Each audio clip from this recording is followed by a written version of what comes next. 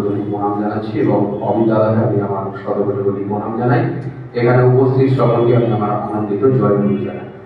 আর অবশ্যই নতুন বছরে আমরা আজকে একটা বড় অনুষ্ঠান করছি, অবশ্যই আপনারা সবাই এসেছেন, তাই আমি সকলকে একবার নববর্ষের শুভকামনা জানাচ্ছি।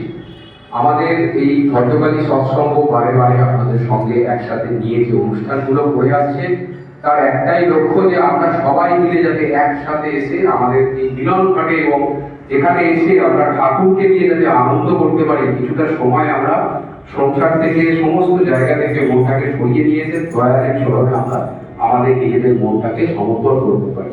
দয়ালের কাছে আপনি যদি সম্পূর্ণরূপে সারেন্ডার না করেন, আমার ছোট ভাই বলে গেল যে দয়ালের কাছে আপনাকে সম্পূর্ণরূপে সারেন্ডার করতে হবে। আপনি সম্পূর্ণরূপে সারেন্ডার করলে তবেই আপনি দয়ালের কৃপা পাবেন, দয়ালের দয়া পাবেন, দয়া লাভ করবেন। তাই আমাদের মনের প্রাণে সব সময় যে কোনো কাজে, ভালো কাজ বা কোনো বিপদের সময় তো অবশ্যই রাখবেন, ভালো কাজের সময় তো দয়ালকে মনে রাখতে হবে, দয়ালকে সঙ্গে নিয়ে মাথায় করে চলতে হবে। এটাই আমরা এখান থেকে বারবার কাকুর কাছ থেকে শুনে এসেছি, কাকুর কাছ থেকে শিখে এসেছি। তাই আপনাদের কাছেও আমাদের সেটাই বলার থাকে যে আপনারাও দয়ালকে নিয়ে সবসময় চলুন, দয়ালের সঙ্গে থাকার চেষ্টা করুন। যে কোনো কাজে আপনারা দয়ালকে সঙ্গে রাখুন, দেখবেন কোনো কাজই তখন আর কোনো অসুবিধার সম্মুখীন হবে না। আপনি সব সময় দেখবেন ঠিকভাবে সমস্ত কাজ নিয়ে যাচ্ছে। তাই আমি আর বেশি কথা বলবো না, আমাদের অনুষ্ঠান আজকে প্রায় শেষের দিকে। আমি সকলকে আমার জয় করছি।